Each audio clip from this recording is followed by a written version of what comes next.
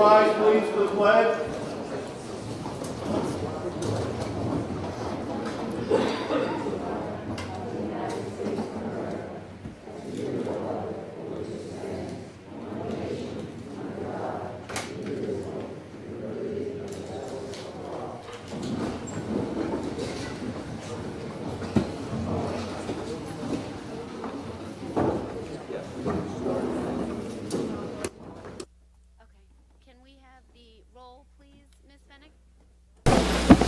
Mrs. Sloan? Mrs. Johnson? Mr. Bear? Mr. Greenstein? Mr. Hohauser? Mr. McDermott? Mrs. Naldoni? Thank you. Mr. Scully, could you possibly introduce the performance this evening?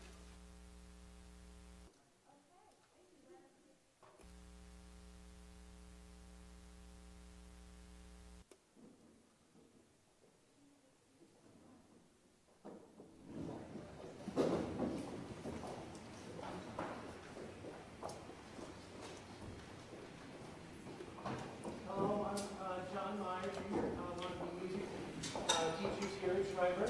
And before you is the Schreiber Saxophone Ensemble. This group is made up of any saxophones that want to play.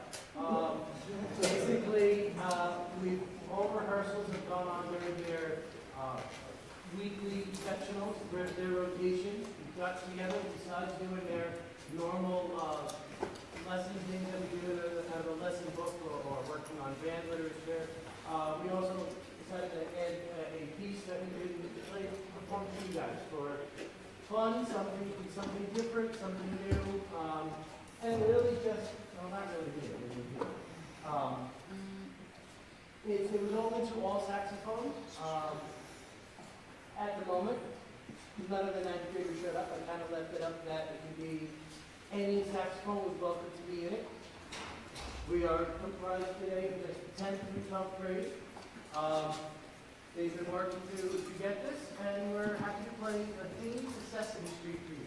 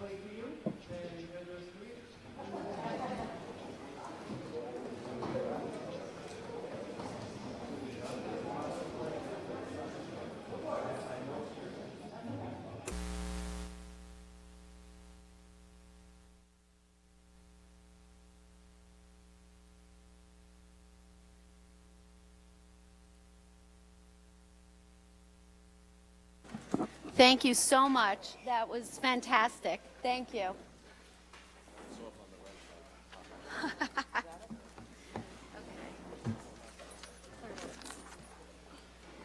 I'll make a motion for the adoption of the agenda, March 31st, 2015. Do I have a second? Ms. Johnson, all in favor?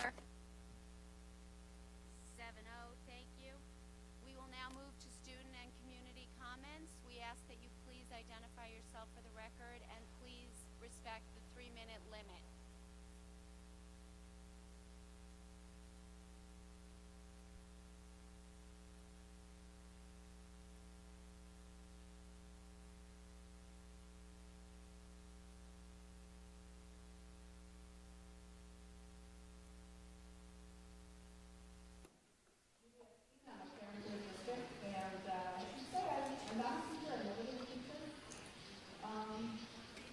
But we've been hearing a lot about teaching lately, so I have a story for all of us. It's from a collection by Katie Court, Best Advice I Ever Got. And this particular story is about a young man from Hicksville, Long Island. In his sophomore year of high school, he would cut his classes and just go to the auditorium and fool around on the piano they had on stage. He played by ear, faking Tchaikovsky, Beethoven, Chopin. His chorus teacher, Chuck Arnold, overheard one day and poked his head in. You know, he said, I'm supposed to report you for cutting class, but I've got to tell you, your piano playing is a sign of great talent. The student thanked the teacher for not reporting him. Then he said he really wanted to make a life in music somehow, but aside from becoming a teacher, he didn't know how to do it. The teacher told him he should seriously consider becoming a professional musician. This was a eureka moment for me, because no adult had ever said anything like that. Prior to that, I'd only been given bad advice. Don't go there, you'll never make it, you'll fail. There were thousands of naysayers, but that one piece of advice, that one advisor opened the door and let the light in. It changed my life. That student, of course, was Billy Joel, who dedicated the first of his many albums to that teacher, Chuck Arnold. I thought about this story when I first read it, and speaking as a parent, it's not such a coincidence that it is often a teacher who comes to you or who comes to your child and sees something in them and for them that you never see and that they never see. As parents, we try, but too often what we see when we send the kids is their past. We see the sleepless nights, we see fights over homework, we see a broken wrist doing nothing. Broken doing nothing. I'll start it. And more often than you might think, all we see is the past, and it's a teacher who tells us and who sees the future for them.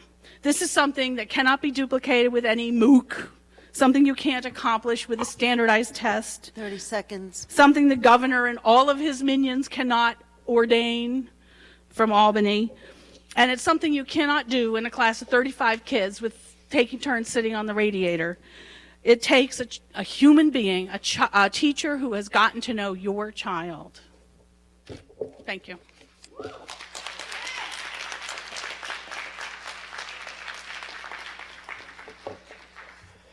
Hi, my name is Michelle Whitman, and I'm the parent of 2 Port Washington children. I come here tonight to ask, how are the children? Last year, I had the distinct privilege of learning from Dr. Joe Rella about the Maasai tribe's greeting, how are the children? We must insist that this question remain at the heart of our work. Unlike Cuomo, we value your hard work, and we have voted for you to represent us and lead us.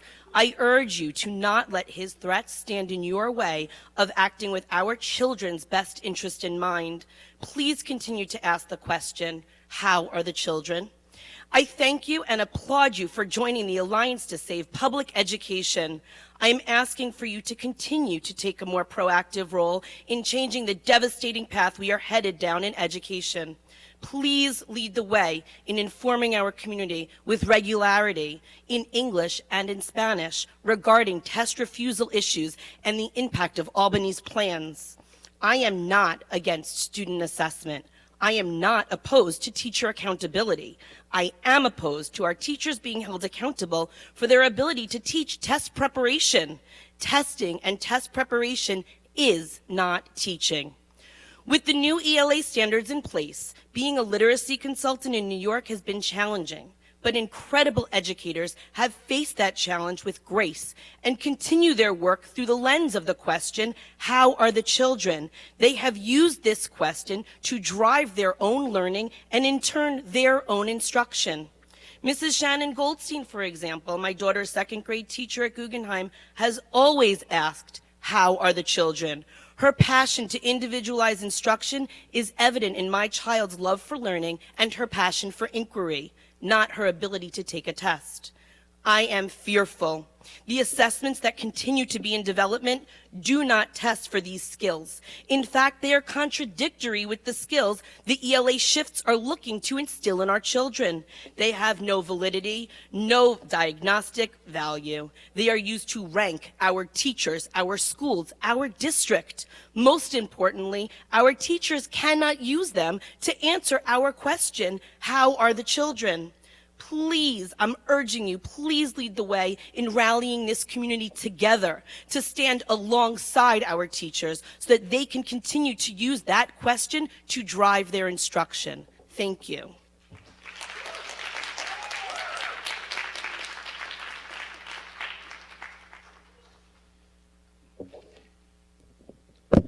Good evening, ladies and gentlemen, and esteemed members of the board.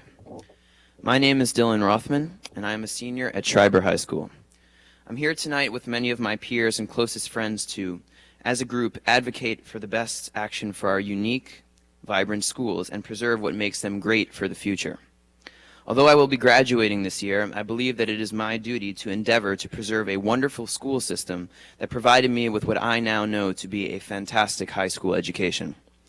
Now, with regards to education at Schreiber, there are two issues I would like to address. The first is the abrupt, hasty cutting of Schreiber's fantastic Chinese program without any attempt to formulate a creative solution to keep it. After approval of the Chinese program and only 2 years of development and exciting expansion, the board recently decided to squander these advances by eliminating a piece of what makes Schreiber special. We must acknowledge and appreciate the fact that our district is one of the only ones that is perpetually becoming more popular and desirable, with enrollment rates rising each year.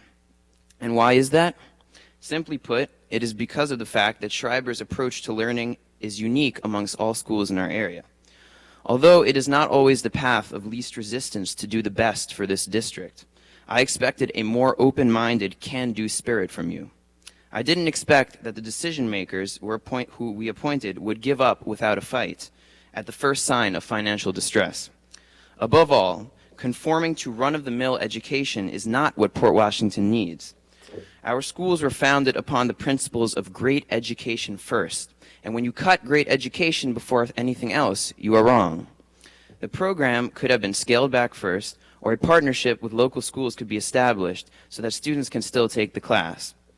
I can personally speak as a student of Spanish and Japanese language that foreign language have enriched my life tremendously. The ability to communicate with another person in their native language is one of the most rewarding and wonderfully cosmopolitan experiences a person can have. I would encourage you to reconsider cutting a great program without entertaining ideas to preserve it first. The second issue at hand is the district's stance towards health education. This stance has been inconsistent and wasteful and has existed at the expense of hard-working students whom the district lauds all the time for their accomplishments. Last year, Schreiber's administration, including our principal, Mr. Pernick, gave a public Q&A session in the student commons. 30 I asked seconds. Mr. Pernick why the health program had to exist in 2 separate years instead of being merged into a 10th grade class that would save time, possibly funds, and most importantly, save students the stress of an additional class during what is recognized to be the most challenging year of high school.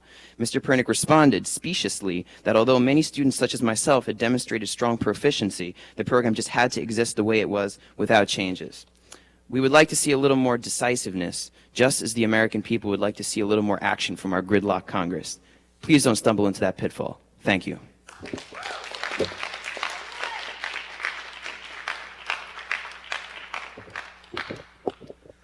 Hi, my name is Chris Bendix, and I will be speaking on behalf of the continuation and expansion of the STEPS program here at Schreiber. I work a part-time job down at Togi Hill Martial Arts. It's a small studio near Uncle Giuseppe's on the boulevard. And on Saturday afternoons, I teach a class for special needs kids, kids with autism, Down syndrome. They come, we work with them teaching karate. And let me tell you something, they are just as proficient as the kids of their age group in that class, but they need a special class. They need that environment. In the same way, here at Schreiber, we need to nurture a class and environment for kids who cannot function in their normal everyday classes, who would otherwise disrupt their classes and make it harder for other students to learn. We need to enrich these programs. We need to allow these students who would otherwise just be left to these classes and flounder to excel, because they can. I've seen it. Thank you.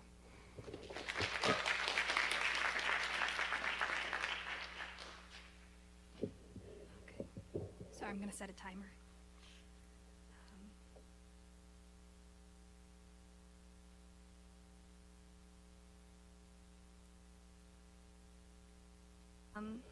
Hi, my name is Caitlin Ferris, and I'm here speaking on behalf of the research program. I heard this year that the research program was on the chopping block for the budget, and I'm here to speak on behalf of the students that are in the program and for the teachers that teach the program. Currently, research has 10 students in each class, and it's prided on itself on being an individualized experience for the students in the class, and it has a great relationship between the teacher and the students that are in the class. There are 3 different subjects that you can be in: math, science, social science, which I hope we're all aware of.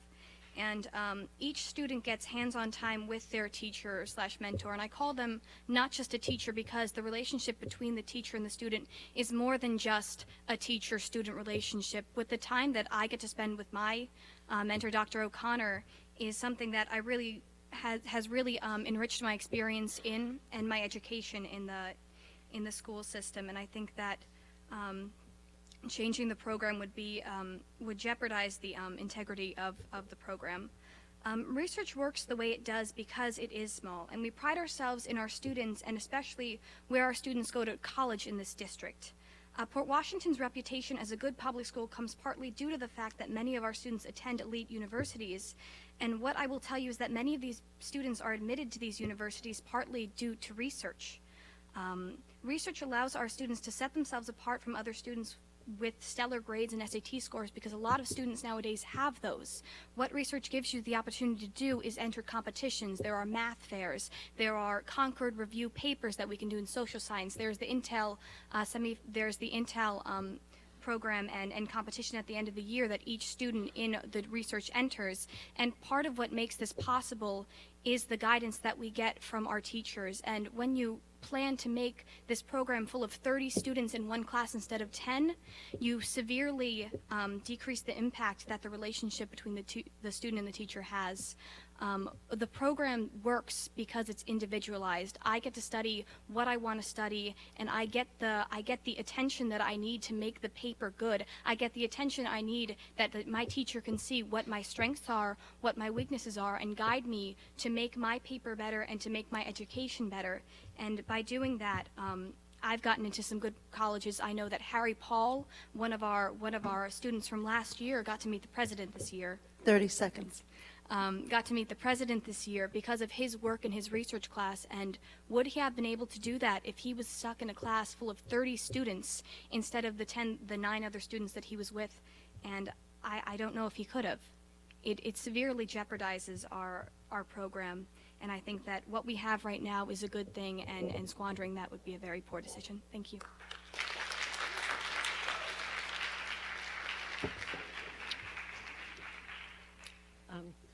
Good evening. I'm going to shift the discussion a little bit. I'm Linda Portney Goldstein, and I'm with the Port Washington News. And I have actually questions rather than comments. After listening to these students talk about probable cuts, I'd like to know why the district has a PR firm and that none of the administrators or the superintendent can talk to the local newspaper. They must go through the PR firm. Certainly the $50,000 a year that's being spent on that, can be better can be better spent. So my first question is why a PR firm, and why can't anyone talk to the local newspaper? We advocate on behalf of our school system. And then the other question is, as my friends come back from Florida and Arizona and other warm climates, they seem to be very distressed at the timing of the school bond vote. While many of them advocate and supported on behalf of the bond, they really feel that they were omitted from this process. Obtaining a ballot a mail-in ballot was very difficult. It was a cumbersome process. Most people didn't even know that an election was taking place or how to get an absentee ballot. And especially since the bond passed by such a small majority, I would like someone on the board to explain why this vote was not held in May when there are regular elections scheduled.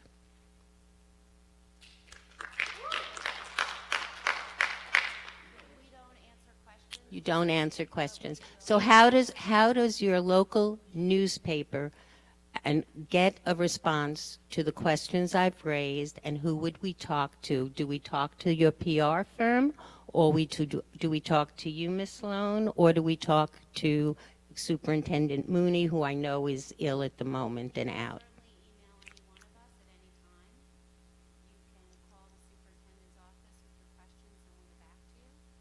Will it be a PR statement, or will it be a discussion? So it will be a PR statement. Unfortunate.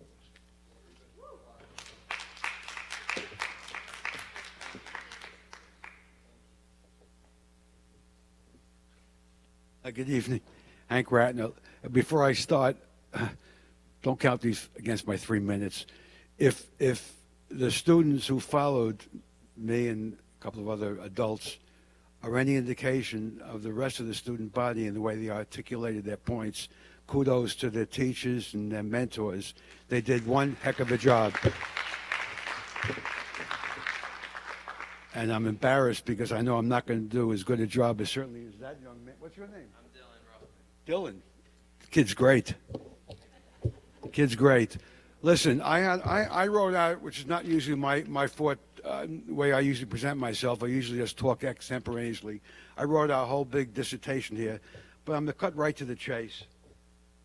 With regrets, I handed Karen Sloan a petition that a group of us are sending to the state because we feel that the taxpayers in Port Washington were misinformed, misled about the consequences of the bond, which many of us, by the way, including myself, were not completely against. Maybe the total scope of the bond, but we weren't naysayers that no.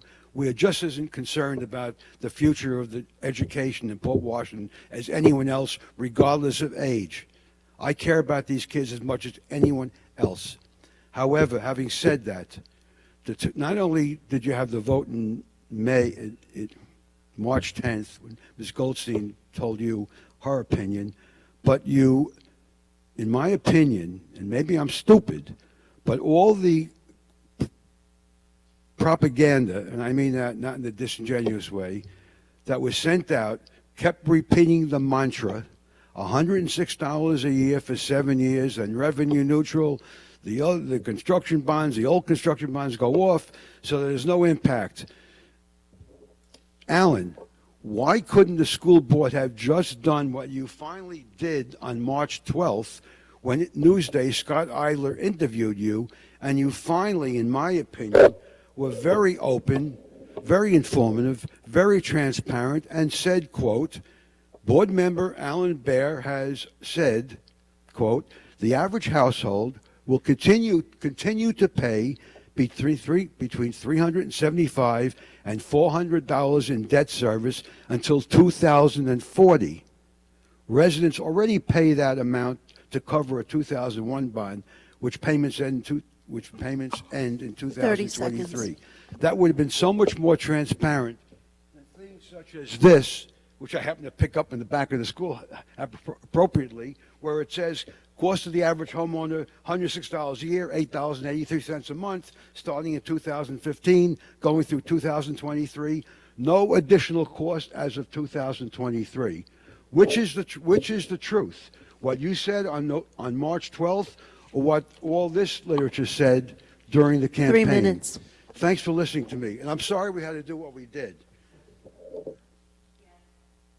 Thank you very much. I'll put this back.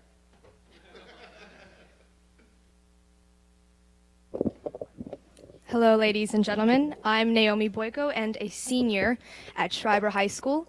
Tonight, I would like to briefly discuss funding at our high school clubs. I'd like to begin by thanking the board for approving budgets for club funding in prior years, and I speak for all club members, appreciate what has been done thus far for our clubs in terms of funding for transportation. As the president of one of the clubs in the school and being an avid club member of 4 clubs, I can say without a doubt in my mind that clubs, with their incredible advisors, passionate students, and proper funding, have allowed me to be accepted to my top choice college, Tisch School of the Arts at NYU. Without the many opportunities the school has offered me over my academic year, this would not have been possible. But by threatening to cut transportation funding, the clubs were forced to think about budgeting instead of focusing on the club's primary interests. Most club meetings, unfortunately, are now spent worrying about the future of the standing of our clubs. Please understand where we are coming from, and we thank you for listening and for helping us come to where we are today. Thank you.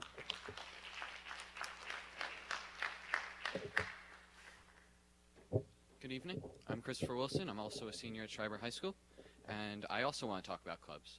I want to begin with my own experience. This year, I attempted to start a computer science club at Schreiber. I got an advisor who was willing to advise the club. I got many students who were interested in participating in the club, and when we brought it to the school administration, we were told that there was no funding available for this club. It's radically unfair, and this is found in all the other clubs in Schreiber too, generally speaking. Clubs like Model UN and Debate either have no funding or reduced funding, and so they can't expand. And students almost had to pay hundreds of dollars to go to the various conferences or competitions for this, which would have locked out students unable to pay those costs. Other clubs like Drama had to downsize by producing less plays per year, which not only is less opportunity for those students, but certain students who participate in sports, for instance, may not be able to participate in the plays at all once they're downsized. There are solutions to this problem, though, like, for instance, fundraising could be allowed at sports games. Or, ideally, with the lack of bake sales to fund clubs now, the budget could simply include more funding for clubs. Thank you.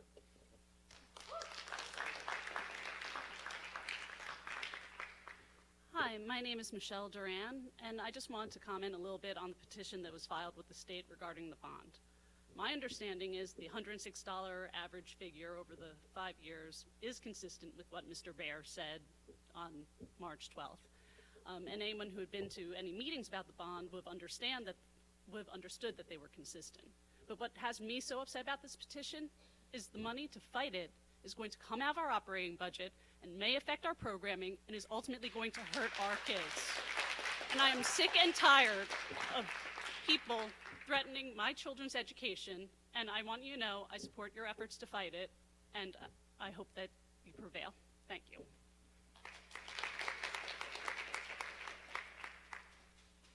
Hi, my name is Stephanie Silverstein. I'm the co-president of Parents Council. I'm also a parent in the district. I also am very for your efforts to fight this petition. I do not believe any parents or any community members were misled in any way regarding the bond.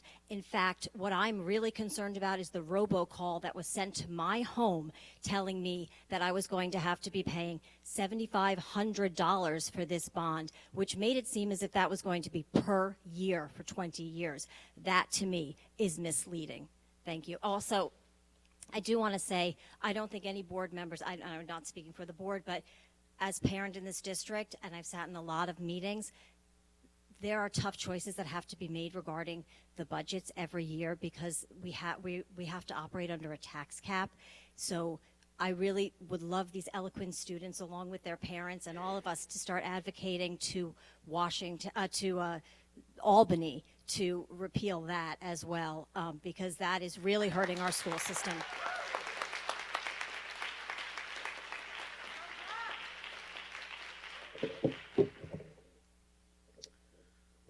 Hello, honorable members of the Board of Education and Administration. I'm Josh Curtis, a senior at Schreiber, and I'm here today, as you may have guessed, to address the upcoming school year's budget. I must admit, I was greatly dismayed when I heard about the plans discussed here by my fellow students tonight regarding the budget. Thankfully, the majority of the schemes, including laying off a number of teachers at Schreiber, possibly cutting research, eliminating what is left of our once magnificent STEPS program, have been ostensibly postponed to next year. However, none in this community should make the mistake of relaxing now. These plans and all their consequences are still very seriously being pursued by some in the administration. What concerns me perhaps even more than the prospect of these plans' future adoption is that such gobsmackingly wrong-headed plans would even be proposed. Don't listen to me. Listen to the 5 other students who took time out of their busy schedules to protest just about every aspect of such plans. I don't suppose I should be surprised, however. For years, this district's administration has formulated policy after policy to supposedly defend education, and each time, without fail, actually ends up exchanging what is left of our quality programs for smaller budgets. Let's be frank, this district has, in many cases, wronged all its students, progressively cutting back both gifted and special needs programs, as well as teachers, resulting in the monstrous class sizes related to you by my friend Sam in November. It has gradually restricted extracurriculars, as Chris and Naomi just described, programs which, when properly handled, greatly supplement good education. All of these problems have been growing for years in every school, with even elementary school class sizes blowing past the ridiculous milestone of 25 kid classes, and clubs in elementary schools long gone. Our district is unique, and its enrollment has thus far continued to grow. This is a positive thing for the town. Younger families bring business, and our desirability raises property values. However, the situation will not last if the district consistently fails to innovatively renovate and protect the programs which make our school district elite, such as research, STEPS, PEP, and vibrant extracurriculars. People will move away after realizing that they are instead getting exactly what they're paying for, with only the 42nd highest per pupil spending on Long Island. Each year, the leaders of this district have been spooked by phantom financial burdens into cutting the quality programs that have historically made this district great. It doesn't need to be like this. You yourselves reported last meeting that the district raised the smallest tax levy increase in the last 20 years. Surely with this in mind, you can take the bold move to work with our educators, parents, and students themselves to 30 expand seconds. programs with a real vision to implement the 3 traditional tenets of public education, to make students better workers, better citizens, and more successful people. I believe in you to at least try to do what we all know you'd like to, and that is to give Port the school system we all deserve, even if it means raising the budget. For if we don't try, then we will, one day, only be able to shamefully recall how we, cowed by fiscal predators and short-sightedness, gave away our community's pride without a fight. Thank you.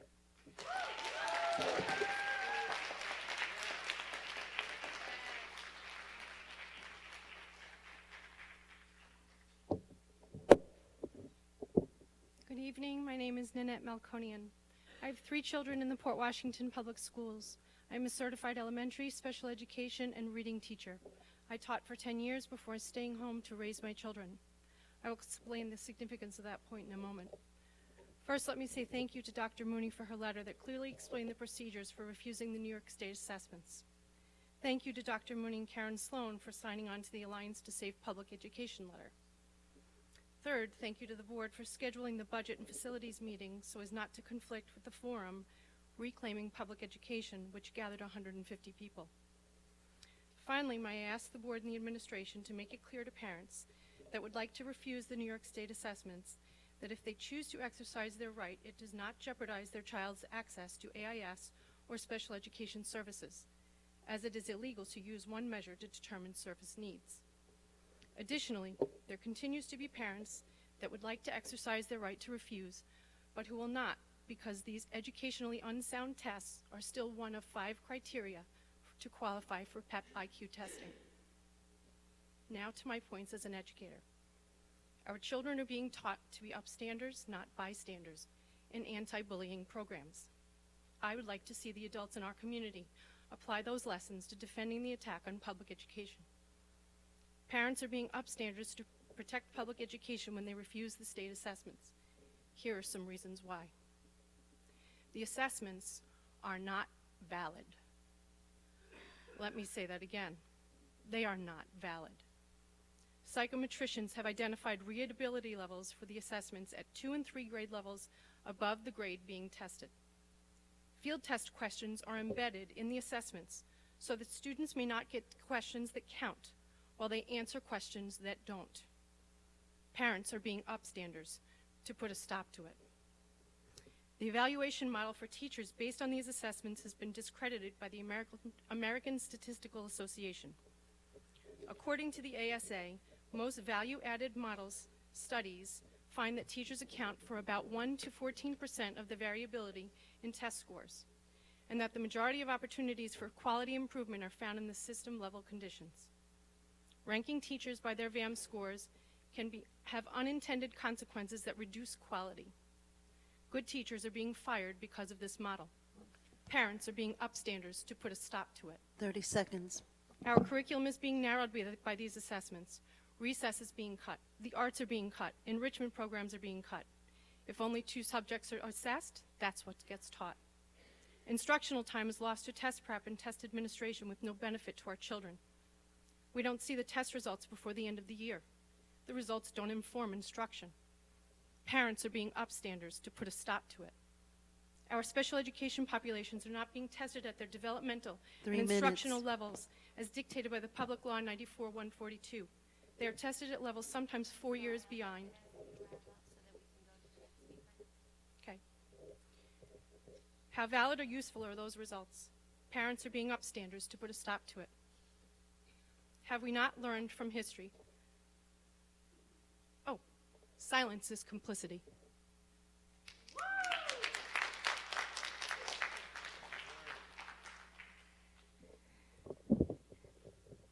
Deborah Brooks, I have a child at Daly Elementary. I echo the thanks that Nan and Michelle previously gave. Rarely does one see administrators, school boards, educators, parents, education advocates, and even students so united against an education reform agenda. Cuomo's agenda is clear. He hates public schools and public school teachers and will pervert our kids' test scores to dismantle the public school system and privatize it. The agenda is toxic to our schools and therefore toxic to our children, and that is why I am refusing the state test for a second year. I refuse the test because I don't want the test being used to rank and sort our children, which is exactly what SED does with the data. I don't care how my child compares to other children, and I don't want her followed beyond our school district. I refuse because I don't want the test used to evaluate, rank, and fire our teachers and close our schools. I refuse because I don't want my child subjected to a test that was not created, designed, or scored exclusively by New York State teachers and educators. I refuse because I can't abide by a test that I can't see alongside the work product and sweat equity that my child put into that test. I don't know what she got right or wrong and why, and neither does she. I refuse because the test lasts 300 minutes over 3 days each, yet tests only 15 to 20% of the standards that have been taught. I refuse because my child's teacher will never see her test results and can't improve my child's instruction. I refuse because some of my children's otherwise proficient and capable peers struggle with the test and don't score well. I refuse because I want our teacher evaluations to be properly developed rather than being based on some crazy computer value-added predictive model that was originally developed for the agricultural market. I refuse because if my child does not achieve that computer-predicted super secret raw score that signifies growth, her teacher will be blamed, notwithstanding my child may have scored a 3 or a 4 or that her teacher is an outstanding educator. I refuse because the tests lack technical validity. I refuse because I'm opposed to assessing Title I school accountability on the backs of our kids. I refuse because I want our teachers to engage in authentic teaching from September through June without interruption. I refuse because I can't stand the test prep packets that have supplanted classroom work and homework. I refuse because I want my child to engage in 10 months of authentic learning. I refuse because I won't let state ed define my child and her teachers by one test and one score. Over the past 2 years, I have become more convinced that the only way to stop this madness is for parents to refuse the test and reclaim public education, starve Albany of the data they so desperately want. Thank you.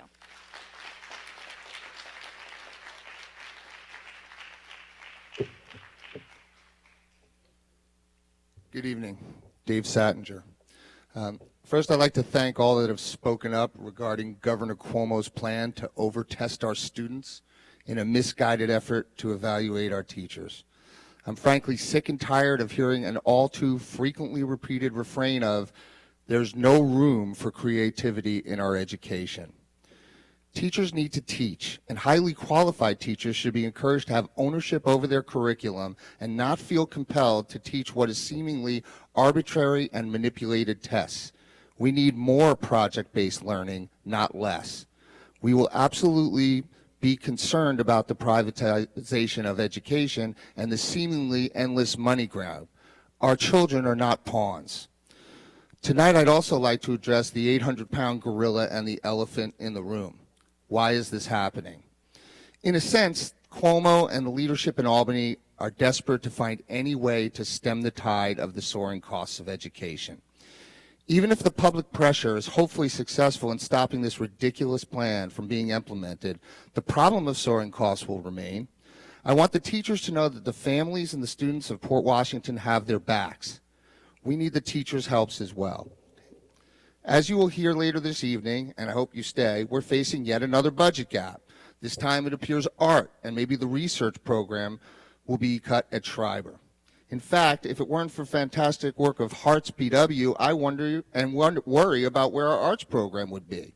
We have previously cut PEP, Mandarin, and have endured overcrowded classes at every level. We still have no foreign language in elementary school, no gifted and talented education program, no technology program. For a district that just committed over $100 million tax dollars for our infrastructure and facilities, we need help.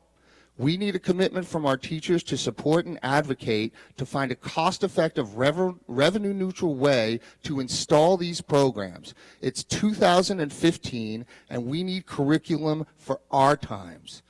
You know, unfortunately, I was not surprised today when NYSET Chairman McGee called for parents to have their kids opt out. It serves their battle. But unless there's real educational reform, our kids will just be in the middle of the next plan to implement cost-cutting measures to stop the soaring costs with our kids stuck in the middle. Our kids are not pawns. And to the Board of Ed, what is it going to take to get you to lead? It 30 takes seconds. a lot more than a letter to Governor Andy begging him for your financial aid. Our kids are not pawns. Thank you.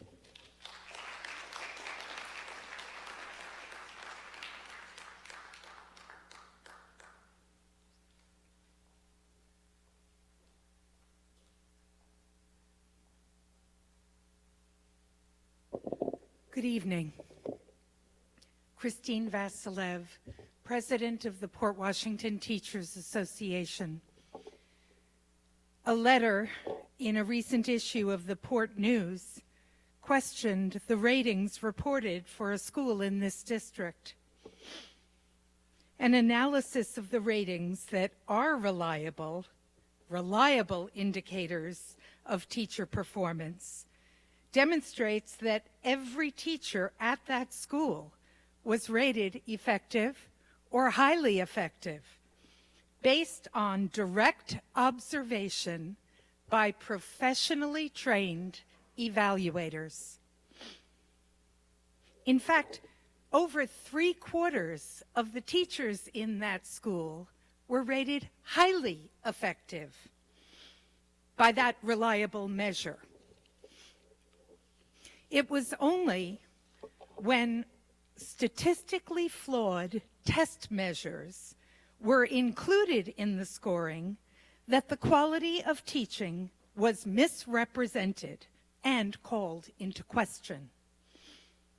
Let me be perfectly clear. The entire teaching staff, the paraprofessionals, the principals, the custodial staff, the directors, the secretarial staff, the central administration, the nurses, the Board of Education, the substitute educators, and the parents are committed to delivering meaningful, quality education to the children of this community. And anything that suggests otherwise is a fallacy and of questionable motives. Thank you. I will add one last note. Many of us are wearing a button. The button says, "Respect public education." It works. Thank you.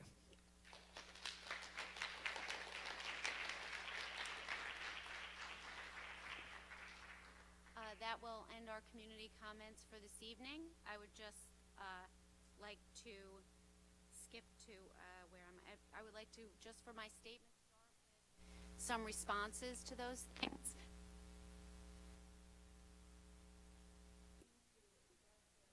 To us, I would like to suggest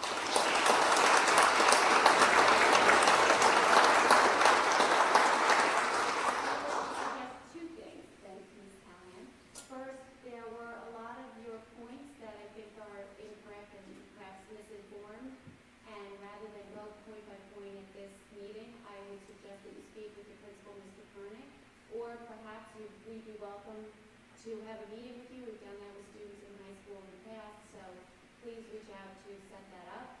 And also, please stay for the budget presentation, which perhaps would invite you.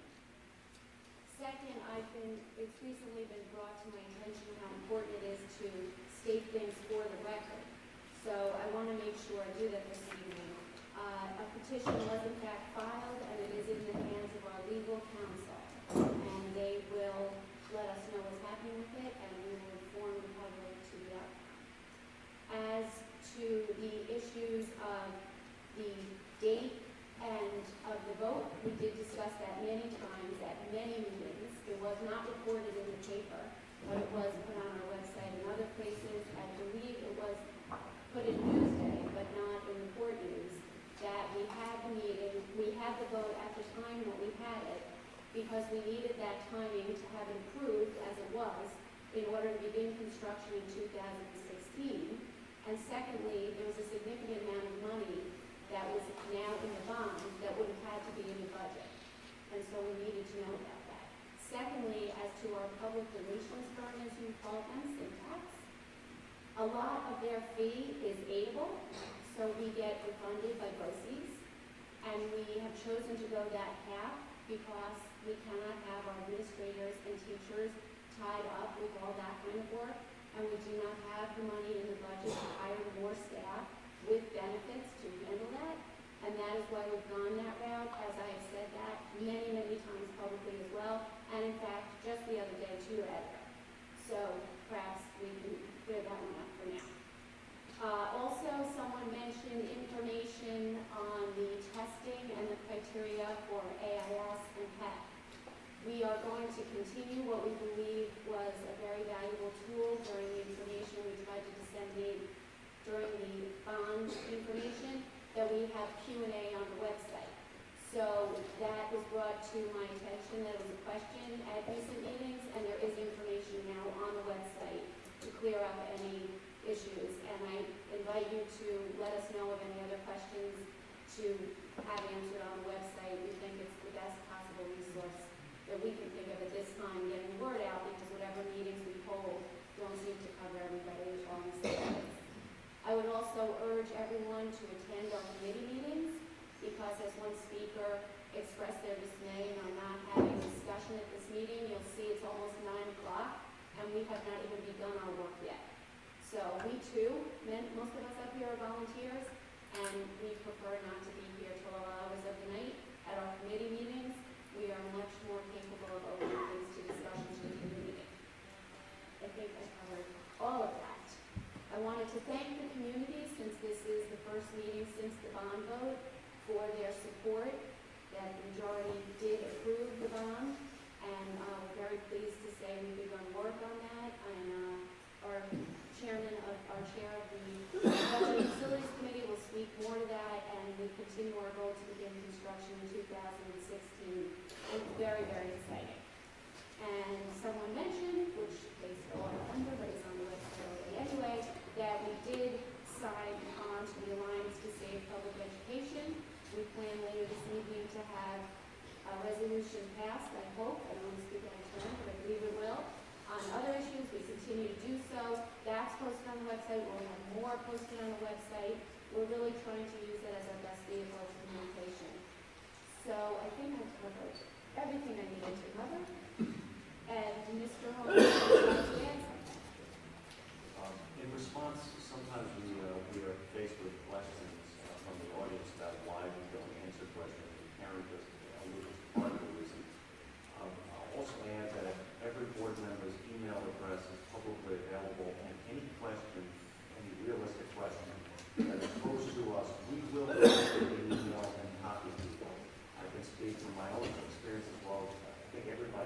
some questions answered from each of my fellow board members. So if there's a question regarding a vote, why it was this, why it was that, and when, and what we were planning to do, send us an email. We will respond, and in a timely fashion. And in that regard, it's very interesting because we've seen various publicity that's been given in various newspapers or media outlets. And I would say to you that in the various media outlets where we're getting questions from, I saw no evidence of any vetting by the local newspaper. And that to me was very, very disturbing because there were several, how should we say, claims made that were objectively false. And in response to questions from various members of the community, I demonstrated the falsity of those accusations or those against the board for purposes of what the board was doing during the bond vote. And I tried to find out why this was going on in the local media, to no avail. So if you have any questions, ask us, and we will respond. Thank you. Mrs. Johnson just brought to my attention that I did not specifically mention the petition that was filed is to nullify the bond vote. And now we will move on to the report of the acting superintendent.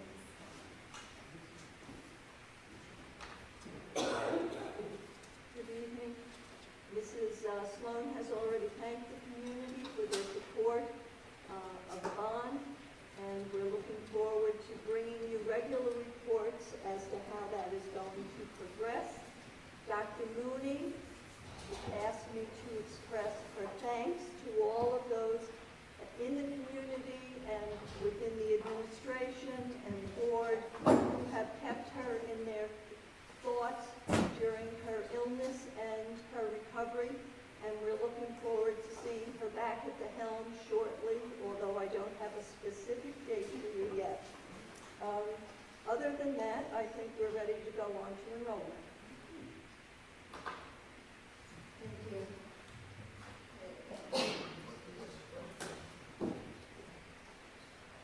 As of March 25th, 2015, our student enrollment was 5,341.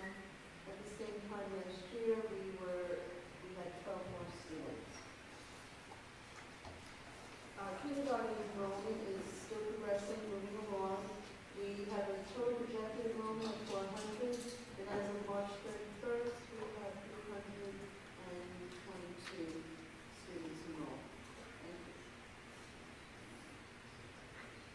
Thank you. Thank you. I'll now make a motion for the approval of the minutes as follows: February 24th, 2015, March 10th, 2015. Do I have a second? 8 from Mr. Hauser from the back, 7 Mr. here. And now we'll move to our discussion item. Mrs. Callahan, if you let her act on other points, the budget.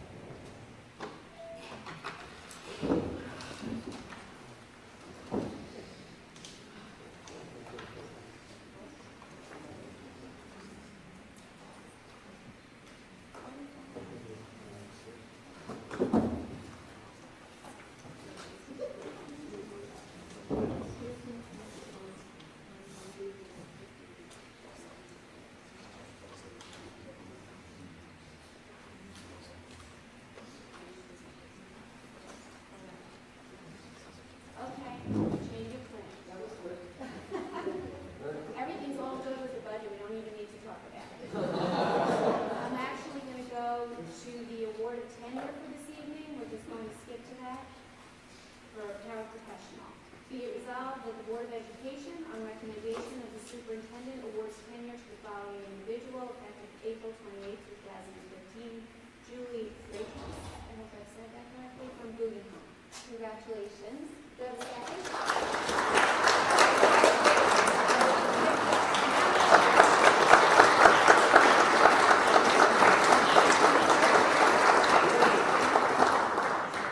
Okay, now we're going to go to that.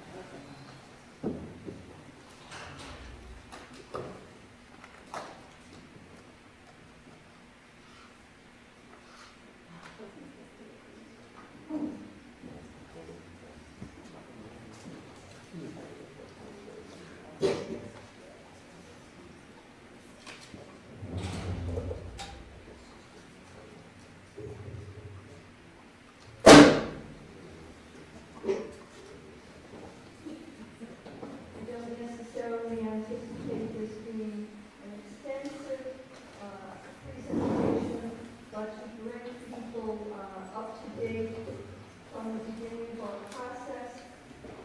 I do like to show this particular slide each year because it shows how all of our surrounding districts are spending so much more per student, which you might necessarily think is a good thing.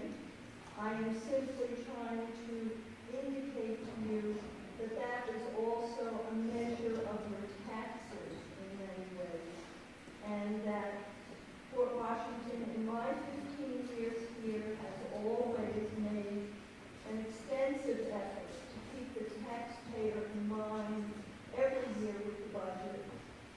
And as was noted earlier by one of the speakers, the current draft budget is the lowest budget that I have found on record since 1992.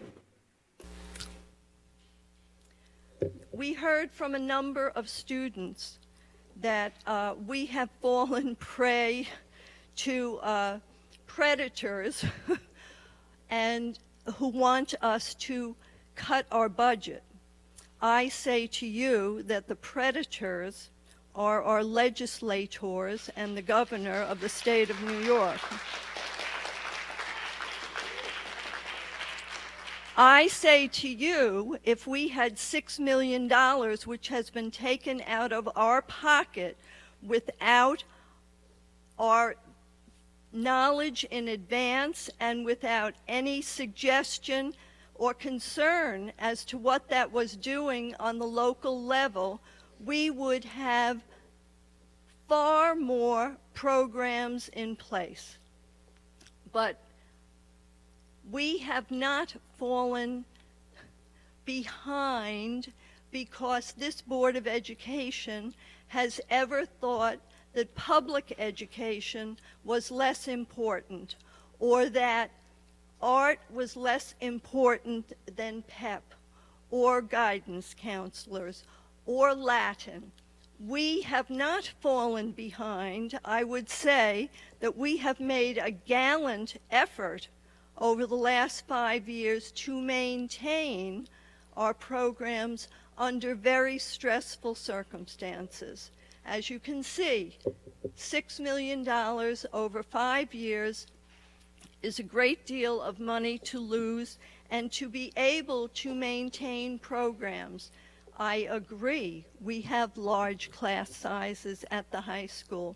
And I will tell these students here who are very interested that the board has a policy that requires the principal to not bring to the board in September class sizes that are under 15 unless there are extenuating circumstances. And as we study the high school schedule more and understand the options that are available to students and how they have to fit into a student's schedule, we understand how those core courses become as large as they are. I can tell you that it is not the board's desire to have classes of 35, although I understand that they exist.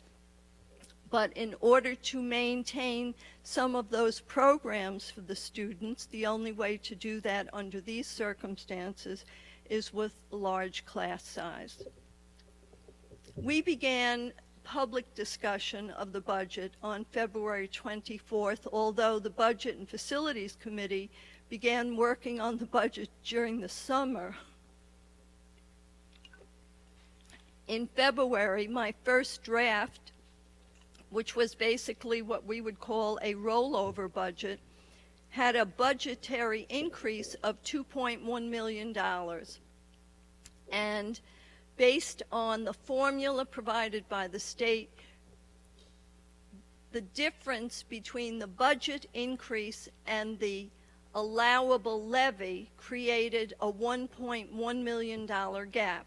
So that's what you're going to see going through the whole process on each of these lines, how each meeting and each change adjusted the budget increase and adjusted the gap, which the board over the last several years has been willing to supplement to make that gap become zero by taking money out of district savings. So we began with a $2.1 million budget increase. Then we did hear about teacher retirements. We suggested to the Board of Education that we wanted approval to add 4 additional sections to the new budget, 2 elementaries, 1 ESL called ENL now, and 1 special educator at the middle school for a group of students who are moving up from elementary and need an appropriate program.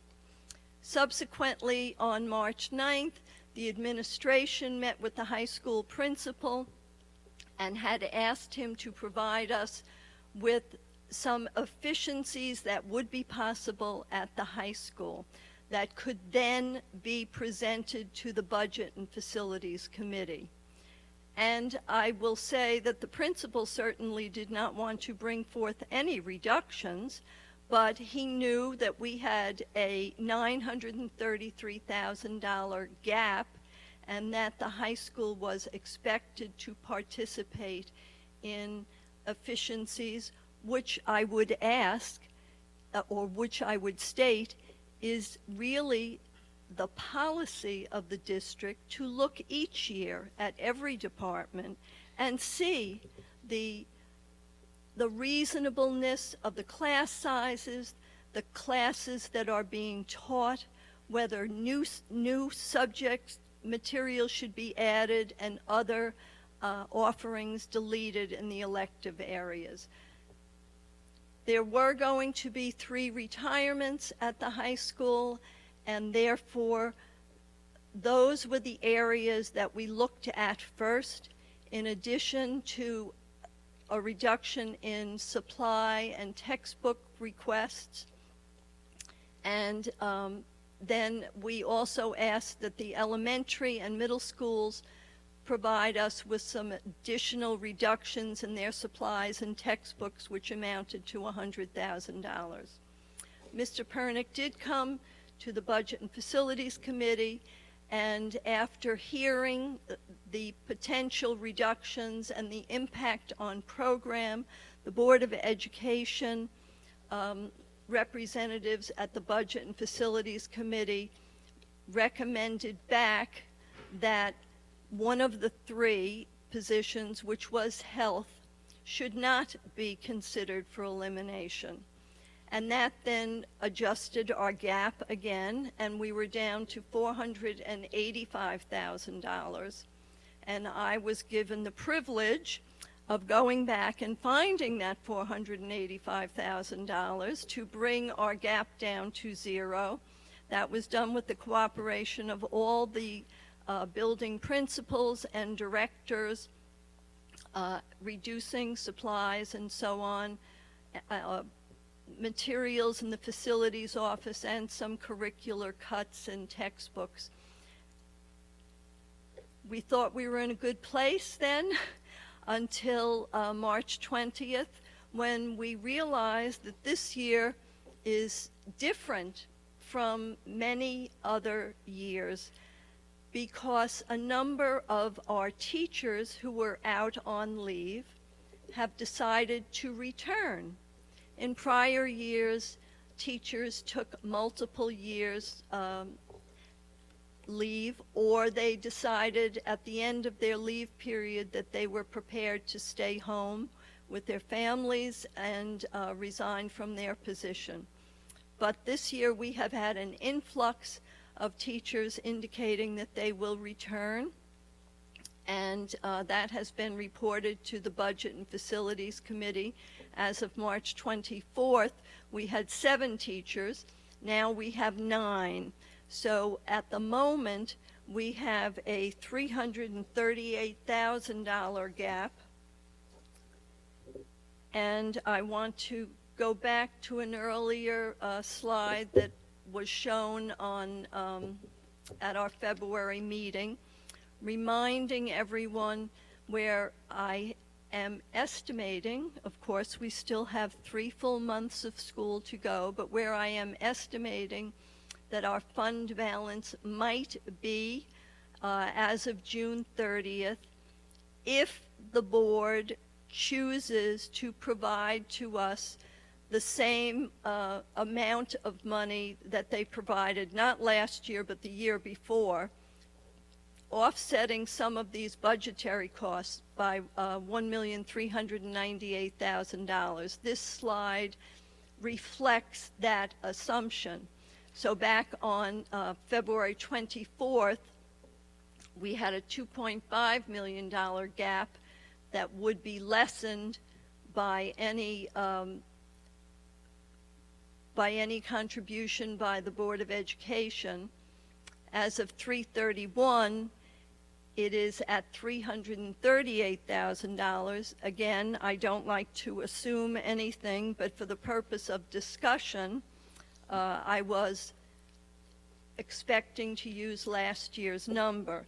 Now, even after this presentation was prepared, we have received documentation from the legislators about potential state aid if the budget is approved tonight.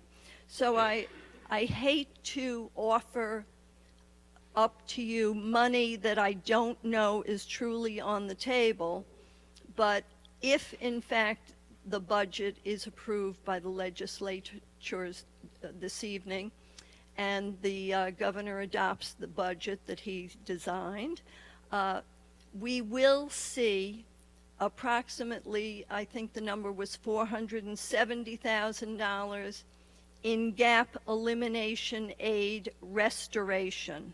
Overall, we will receive more than $700,000 in additional state aid, but the other $350,000 is in what is known as expenditure-driven aid. That means Port Washington District, you buy X number of textbooks and you get $52 per text per student back. The more money you spend in textbooks, the more aid you get. The more money you spend in transportation, the more aid you get back.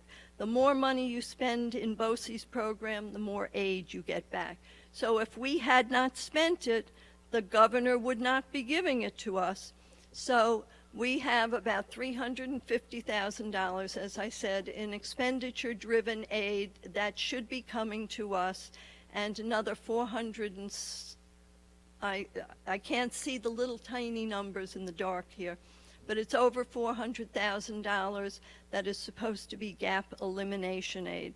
So I would ask the board in their discussion this evening whether, number one, you do expect to appropriate $1,398,000 or something less than that, keeping in mind that we do currently have a $338,000 gap, which may grow slightly because the requirement for teachers to notify us of their return, we have two deadlines. One is April 1st and one is May 1st, and we have, I think, 3 or 4 people left for the April 1st deadline, so we should know that tomorrow, and that could raise this $338,000 gap if these are experienced teachers coming back from leave.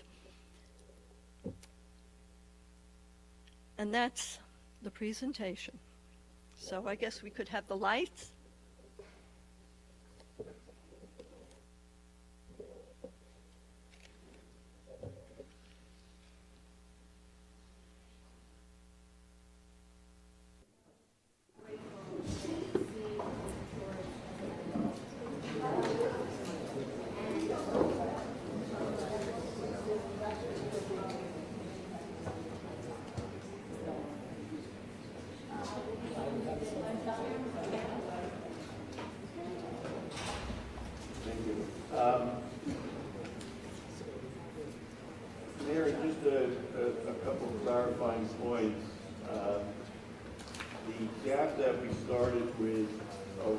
taken into account the assumption of using it as a round number, the 1.4 million being contributed out of reserve. Okay. So that the original gap we started with was 2.5 million, just so the numbers are easy to follow.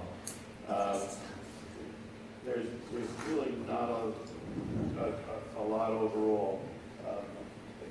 I think from a theoretical standpoint, 750,000 is confirmed. It covers the $38,000 gap, and the balance could go to reduce the figure that we have to take out of reserve,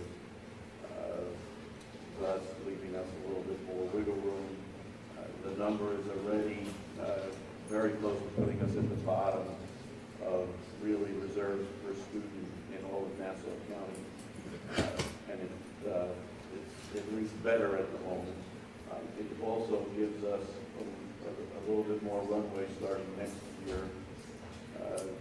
We're not even done with this year, but if you look outside the mortgage that we, or the negative mortgage that we start next year with, is of course reduced at that point. So that's one option. The other is to take the money, leave it at 1.4 million, and use that 400,000 for programming. Overall, stepping aside from the budget committee and not speaking for them as a group and personally, I think we are approaching, if not have already approached, the need to exceed the tax cap. I think that it was interesting to see the New York State budget trumpeted as being within the 2% guideline, yet our guideline is 1.5%. For this year, more or less, based on the numbers. And that 0.5% on our budget is worth roughly $700,000.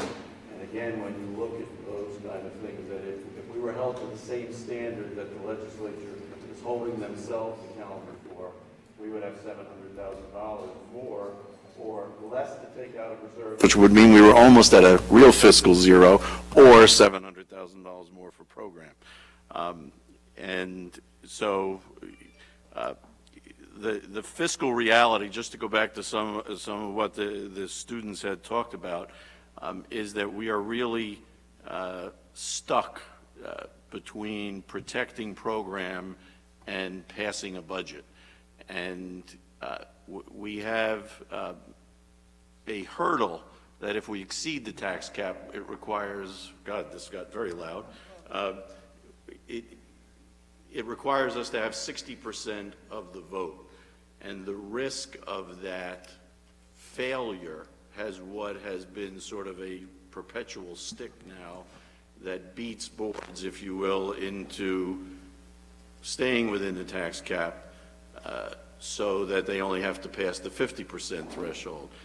The risk of a double failed budget would result in the potential of having to cut an additional $3 million of expense without revenue. Right, and well, that would only be if it passed.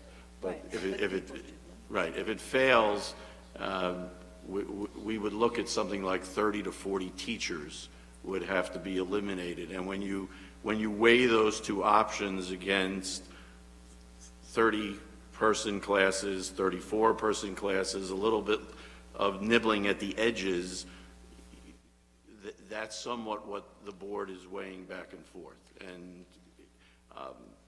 on the fiscal side, there's also that everybody in the community, or for the most part, except those, I think it's incomes over 500,000, also get a rebate at the moment from New York State to cover any increase in their property taxes.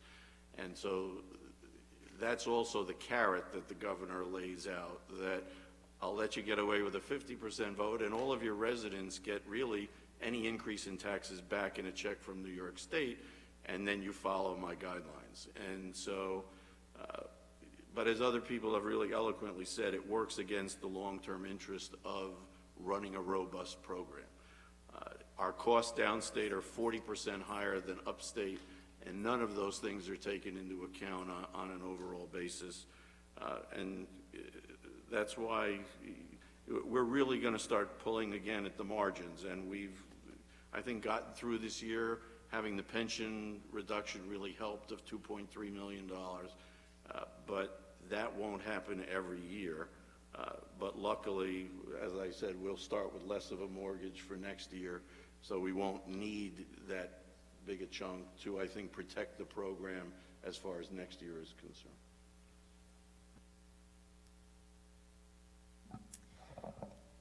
It's going to be really loud, isn't it?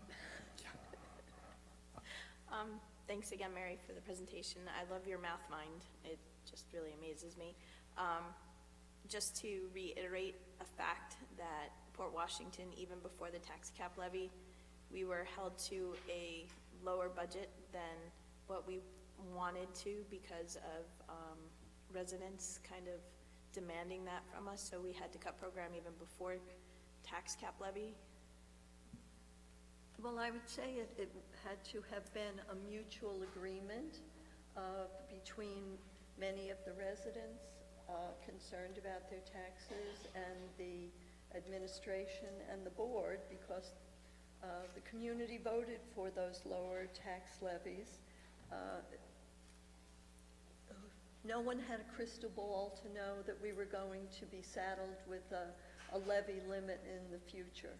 And I think we're actually, in some ways, being blackmailed now with tax rebate checks going out, that if a board does not stay within the levy limit, the community doesn't get the tax rebate. And who would not want a tax rebate? I mean, everybody who has property is paying a high tax. We're not saying that you're not. The issue for us is that our mission is education of children, and so we have to value that and to try to do that in the most cost-effective way. And that does not mean cutting clubs and research and health programs, but it means looking at ways to be more cost-effective.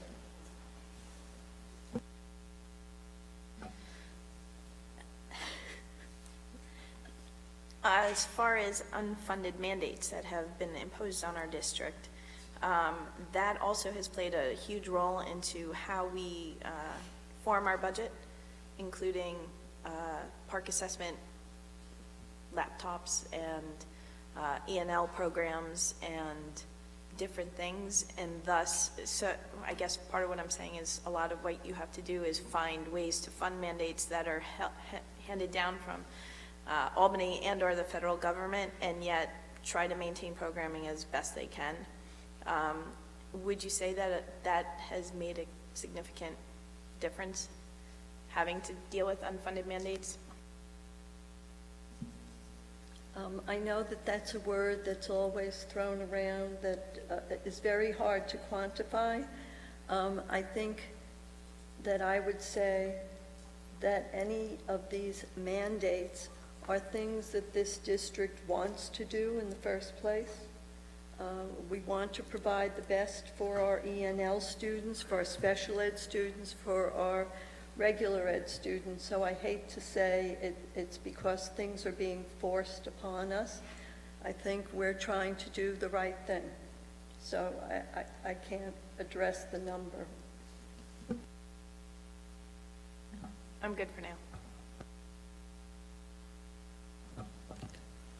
Chris raised a couple of points that others of us have been raised before, mentioned before. The new mandates, Mary, that are coming down. The E&L is, in my opinion, a particularly onerous one because it's not something that we asked. Not something we asked for, and we can't quantify how much it's going to cost at this point, and we don't know how many languages are going to be impacted. So that's something that may put a further burden on us. I'm again, after a number of years of seeing this, I get the feeling that we're a bunch of people with their fingers in a dike, and I'm not really happy about that analogy. One of the students here put it very eloquently, and I can't remember which one of you said it, and I apologize, but there's a reason why people are moving to Port Washington, and it's for expansion of the program, not maintaining. And I think that that's something we should point towards if we can ever get there. And I know how difficult it is to just balance it. We're continually taking out of reserves, which is a very difficult proposition. And I support that, but we can't continue that indefinitely. And sooner or later, it's going to come to a stop. We won't have that reserve fund to tap. And I just hope that we're in a position where we can improve the programming and not merely strive to plug holes.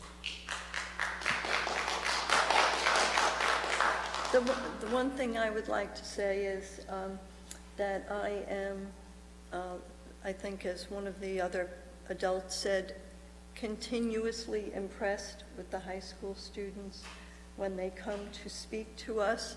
I think that while they basically are speaking of their high school programs, that if the younger children went through this system, and it's the result of their 12 or 13 years here that allows them to speak so well of their instructors and their program. And so I would say that we're doing more than maintaining program, but it's because of the efforts, the human efforts that go into what they do. It's not in terms of the students. That's not where I was looking at. Some of the points that are made, I think, are very valid. For example, the point about Mandarin. I mean, that's not something that in a perfect world or the preferable world we would have to eliminate. That's something that better would be expanded, and perhaps through the elementary schools, at which point it's earlier to learn a different language, especially one with a different alphabet and et cetera. That is a goal to which we should strive. And I think that's the aspirational hope is something that I hope we can get back to.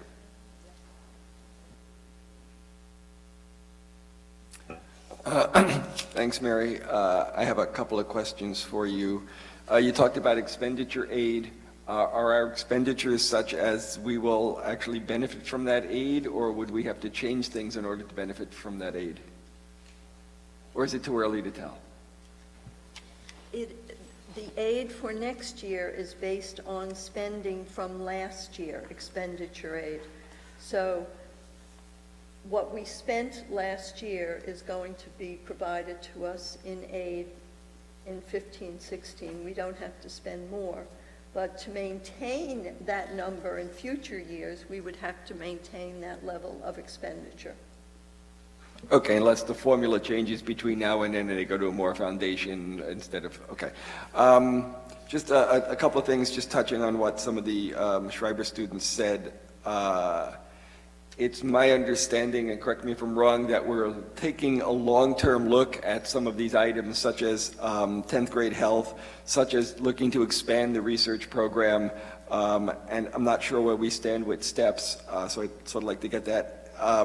And that we're looking to, so besides they're not part of a cut for this year, we're trying to figure out ways to run them better in the future, and looking at them and making decisions, and us making decisions in the middle of budget season is probably not any more productive than the New York State Assembly and Senate making all of their political decisions during budget season, and we want to have more of looking 1 or 2 years down the road to make these programs better.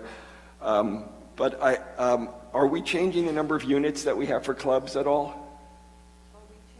The number of units that we have for clubs? We have not increased that budget line, no, and we are not reducing it. So we have the same number of units. Okay, yes.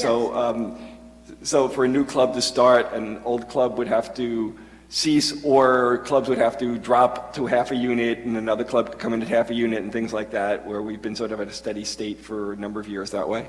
And actually, as I understand it, and Mr. Pernick can correct me if I am wrong, when a new club wants to form, oftentimes the advisor is asked if they would like to volunteer for a year or even 2 before Mr. Pernick is able to find some budgetary appropriations. And some of those clubs happen and some of them do not, based on that. Yeah, well, certainly, I mean, the staff people who run clubs don't run it for the unit, they run it for the kids. And certainly I know that a lot of the clubs start with the volunteer stuff, and that's a great credit to our teachers. I think that's really my questions. I guess the only question I had is I wasn't quite sure if we're planning on doing anything with the STEPS program. Not this year. That's another long-term thing that we're looking at. Okay, good. So the only real specific programmatic change we have in the high school this year is the Mandarin, and I think we would all love to figure out a way to save it, but I totally understand that it's undersubscribed at the moment, and it might not have been the most effective implementation of a Mandarin program that we could have done, but we did the best we could with the resources we had at the time. So I hope it's not gone forever, and I hope, again, as time goes on, we can figure out a way to expand our language offerings and perhaps push them down even if there is no state test for them, and the teachers who teach them will be judged on how the kids do in math. But that's another issue for another discussion. So anyway, thanks for your work on this, and if the budget passes, we're going to be in a little bit better shape, assuming we get that aid, than we sat here before. So either our reserves will be a little bit better than we had hoped. Great, thank you. I just want to jump in for a moment just to make sure the community knows that anything that we're doing with the budget in terms of programs, things that we have had to cut or change, was discussed at great length at the Budget Committee. We had input, which is most important, not only from the building principals, but any directors involved in those departments. And it's sad in the recent years, for quite a while actually, when we've looked at things, it's usually to cut them.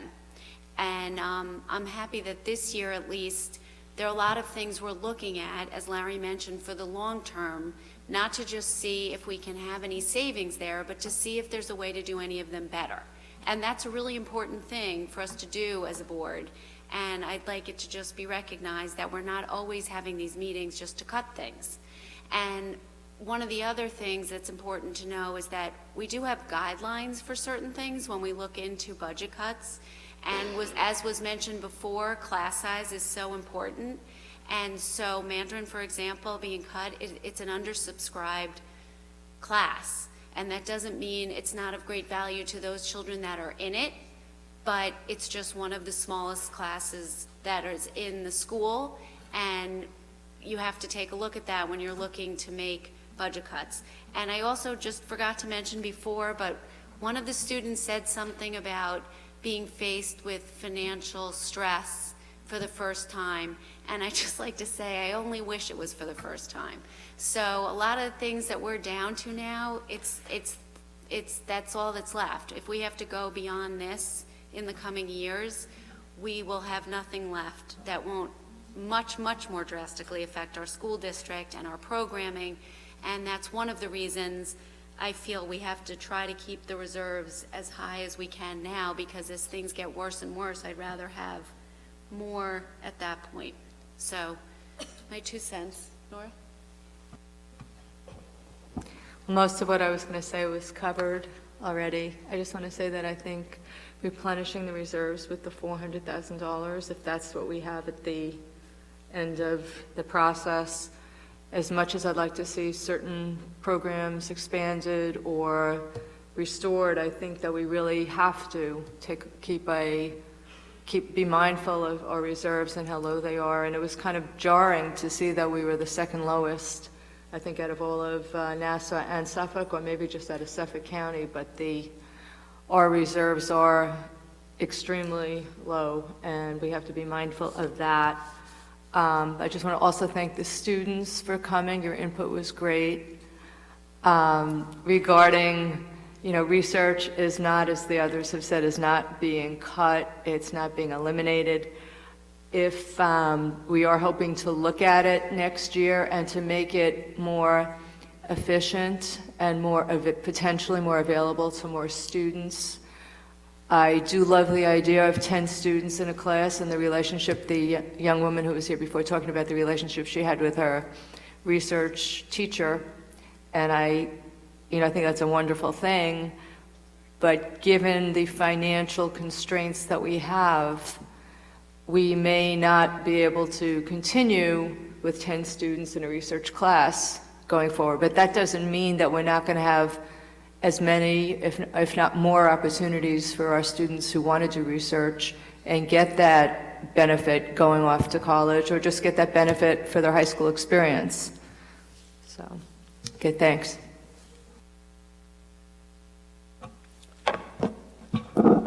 Just in case, 'cause it's pretty loud. That's not bad. The high school kids who spoke tonight, you guys are rock stars. I'm really glad you guys come out. It's late to come out. And you're so good that I think you could make a few dollars going around to other board meetings and pretending to be students from those schools, and they would think they have a great program like we do. But thank you guys for coming out. The one, I gotta tell you, I really don't enjoy the budget process at all. I mean, I know that Mary finds virtue and honor in it, and I guess I do too, to some degree. I guess if you like suffering, I guess there's virtue in that suffering, which we do to go through these difficult decisions.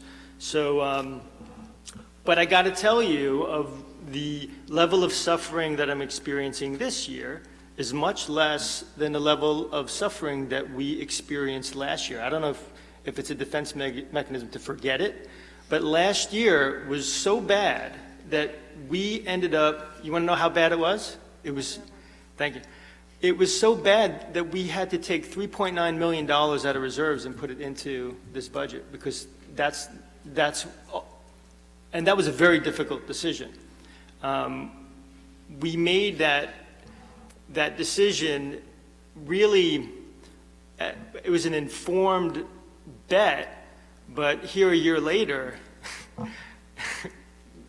level of being informed is up for debate. But the good news is that it worked out.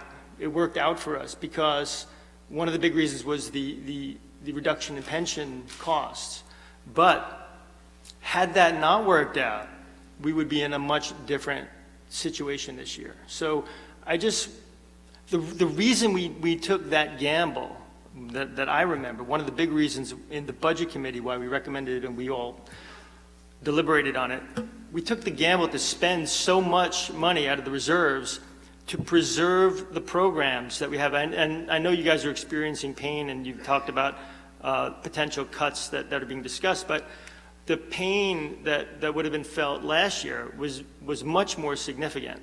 And the philosophy behind it, behind spending the reserve money or using it, was that it's a lot easier to, or it's a lot more difficult to rebuild a program that you've cut than to try to preserve it. And that was a decision that was made, to preserve all these important programs instead of cutting them. Had we done that, had we cut them, to rebuild them would have been just a Herculean task. So I'm glad even though it's the middle or the beginning or some way through the budget process, I'm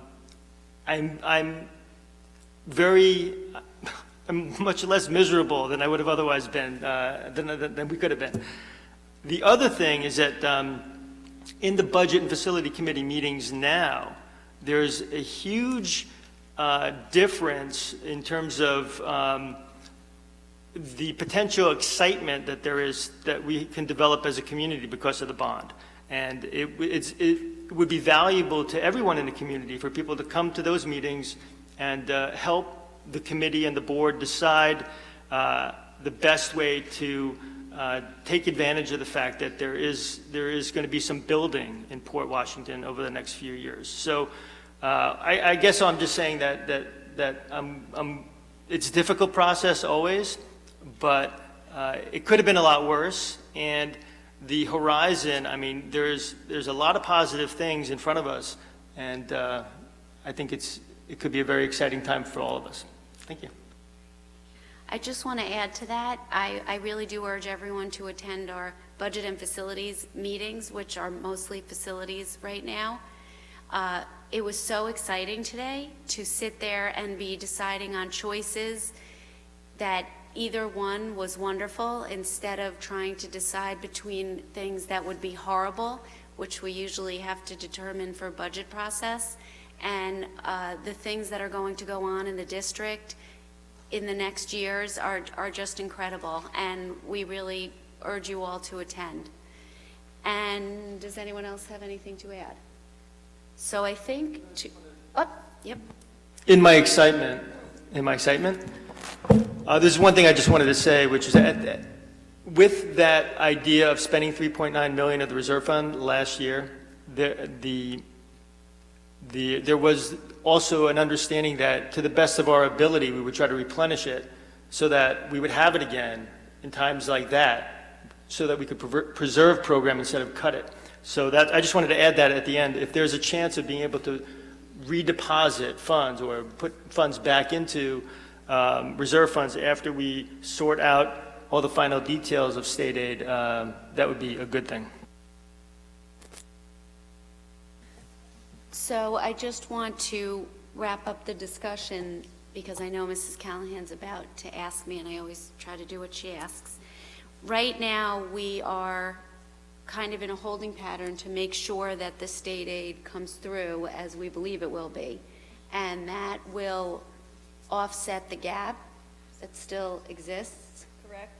And the rest of that, we seem to feel as a board would go towards lessening the amount we're going to take from the reserves. So we will confirm all of that in the coming weeks and discuss it further at the next meeting, but unless there's any... The next meeting is when we adopt. Yes, the next meeting is when we adopt, just so no one feels that they're being misled, and we will discuss it there and then vote on it. But because of the timing with the state aid, there's really no other way to do it. We will, I suppose we could post on the website if the state aid has, in fact, come through the way we're saying this evening it will. Okay. Okay, then I will move on to the committee. Oh, wait, I do want to thank all the administrators, directors, the teachers, all staff members who helped participate in formulating the budget. I know that you are constantly asked for information and for ways to cut by Mrs. Callahan. I don't think you'd say it's a privilege, and I just want to thank you very much for all your help this year. And now, committee reports, policy and personnel. I think our last policy meeting had to be canceled, and our next policy meeting will be on April 24th. An agenda will be posted. We haven't decided yet what we're going to be working on, but I do encourage everyone who's interested to come and join us, and it'll be posted on the website, April 24th, 8:30 in the morning, in the annex. The daily annex, for anyone who doesn't know that. Alan, budget and facility.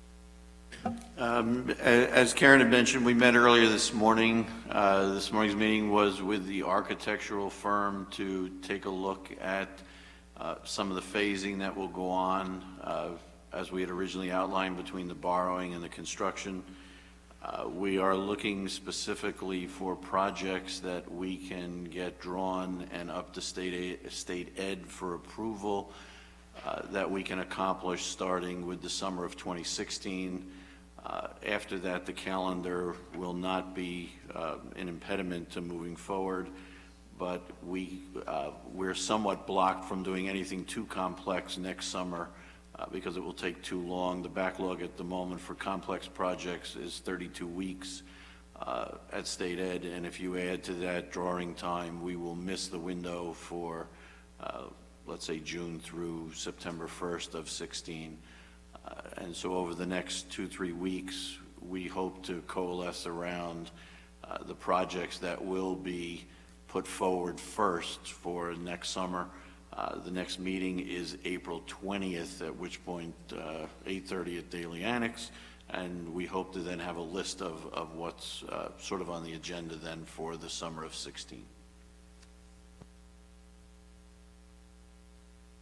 Curriculum, we met, I guess, a couple of weeks ago, and we had a discussion about assessments and APPR and what goes into our evaluations and the way that we try to, I guess, make lemonade out of the lemons that we've been given, and how we're working, if we have to evaluate and we have to observe, to make those as productive as possible for the staff so that it is a benefit to the students.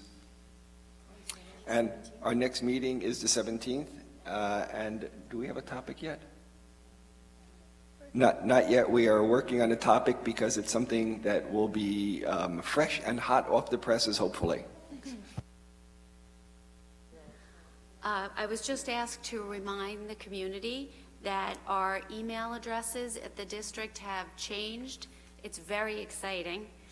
Thanks to Mr. Maloney, we are finally not portnet.k12.ny.us, but instead are portnet.org.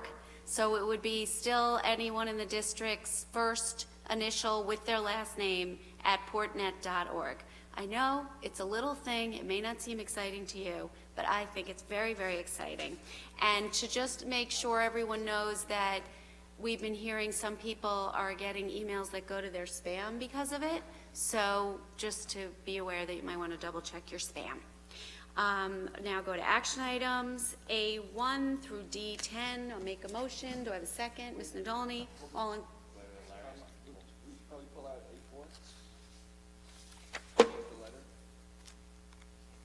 We can do it in discussion. Okay, do I have a second, Ms. Nadolny? Okay, we will pull out for discussion A4. Mr. Greenstein, do you want to discuss it, or do you want me to? You can start. No, go ahead. Okay, this is, I'd like to thank Chris for taking the lead on this, and actually I have to say Christina, or her son sends us emails. And this is basically a letter to Governor Cuomo asking that, yeah, I did find it.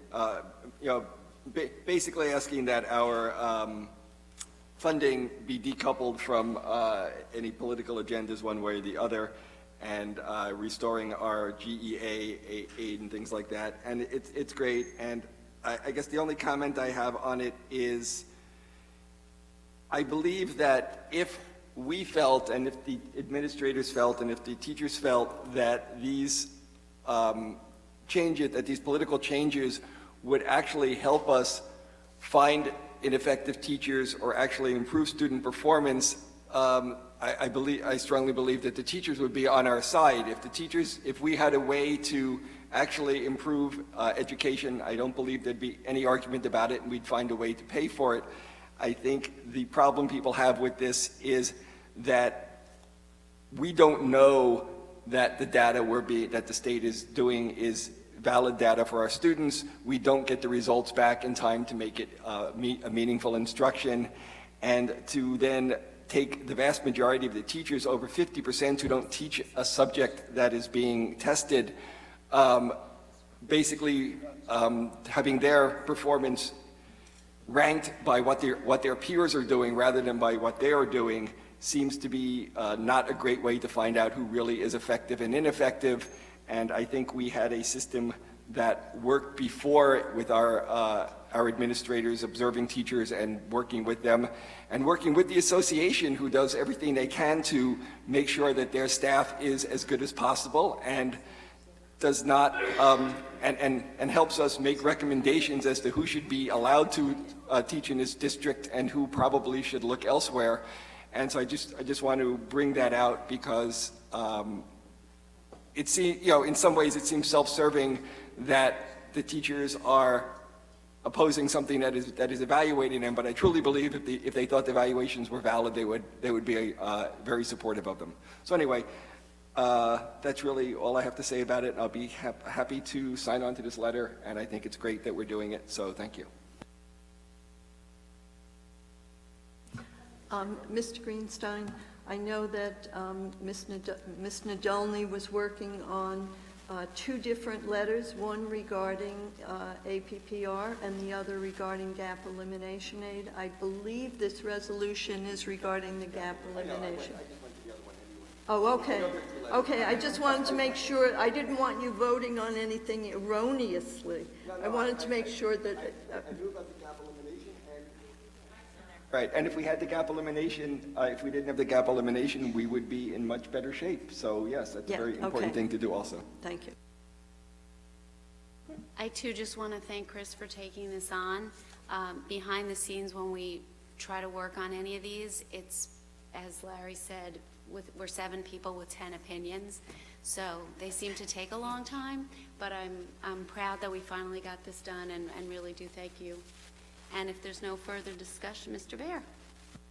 I only have one thing. The letter worked so well that before we even sent it, they're sending you the money. So you really are connected in Albany.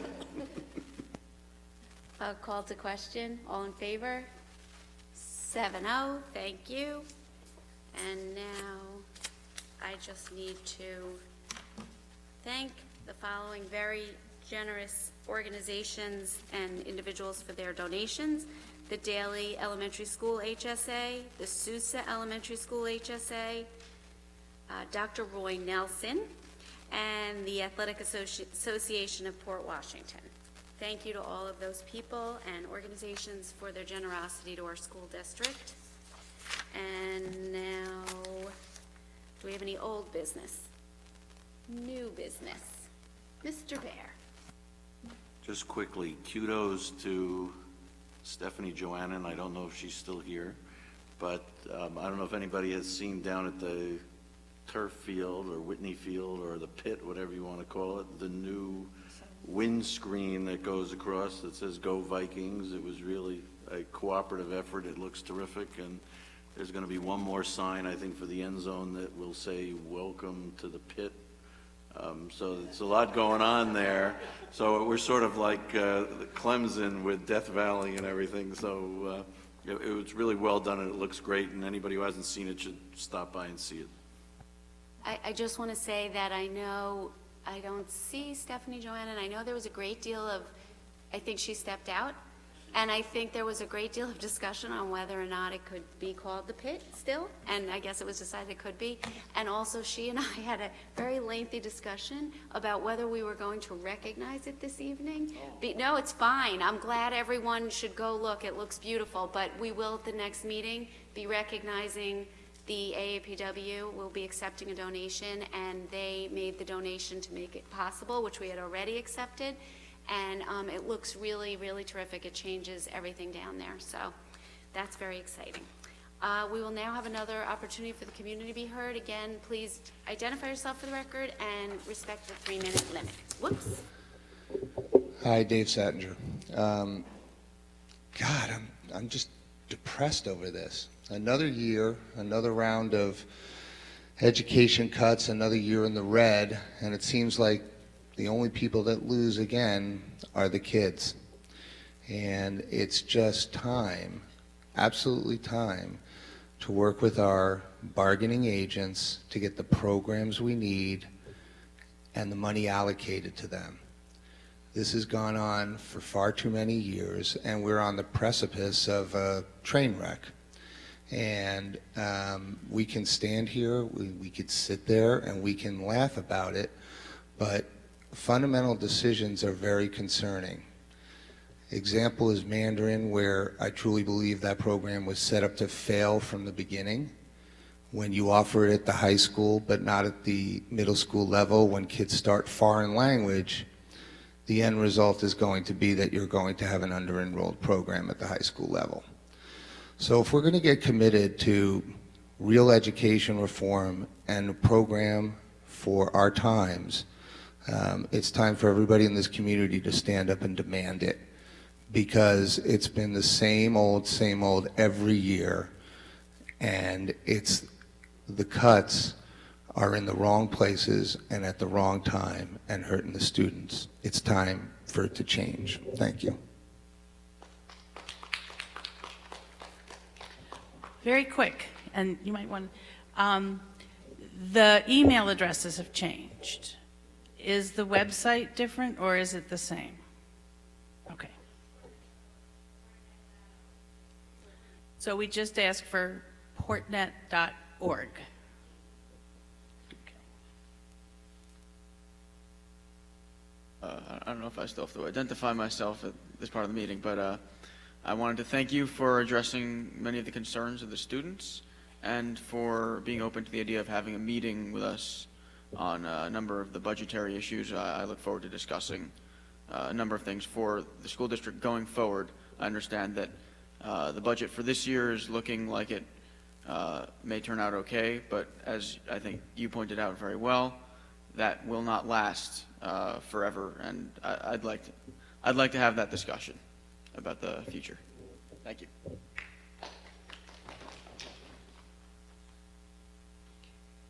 Part 2.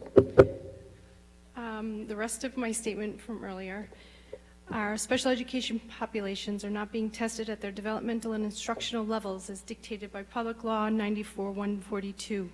They are tested at levels sometimes 4 years beyond. How valid or useful are those results? Parents are being upstanders to put a stop to it. Our already financially strapped, tax-capped districts are spending roughly $1 million a year on testing. Without the testing, that money can be used to save programs, sports, the arts, field trips, STEM curricula, and PEP. Parents are being upstanders to put a stop to it. The state and federal government need our children's data to label children, to evaluate teachers unfairly, to close schools, to open charters, to privatize public education. Parents are being upstanders to put a stop to it.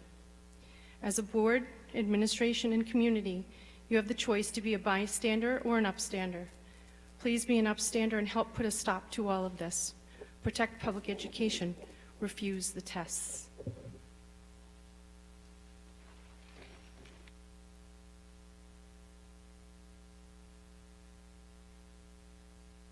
I'm not following all those students because it makes me look so bad.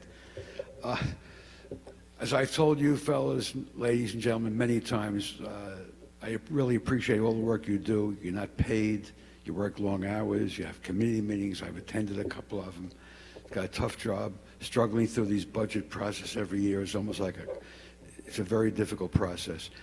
And it's been mentioned for several years now that at some point in time, maybe easy to say this, but you've got to start, whoever the board is, we've got to start talking long-term like most businesses. Successful businesses don't work from year to year. They plan 5-10 years out. And if we don't start discussing in some form or fashion where we're going to be 5 years from now, how we're going to sustain the business model of education, we're going to be much more deeper, you know what, than we may be right now.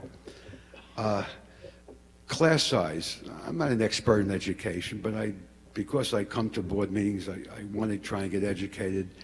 So not too many years ago, I discovered a white paper by Dr. Hanchuk from Stanford University, who talked about class size, and it was a 57-page report which I printed out and gave it to every board member. I'm not sure if any of you people were on the board when Larry was on the board.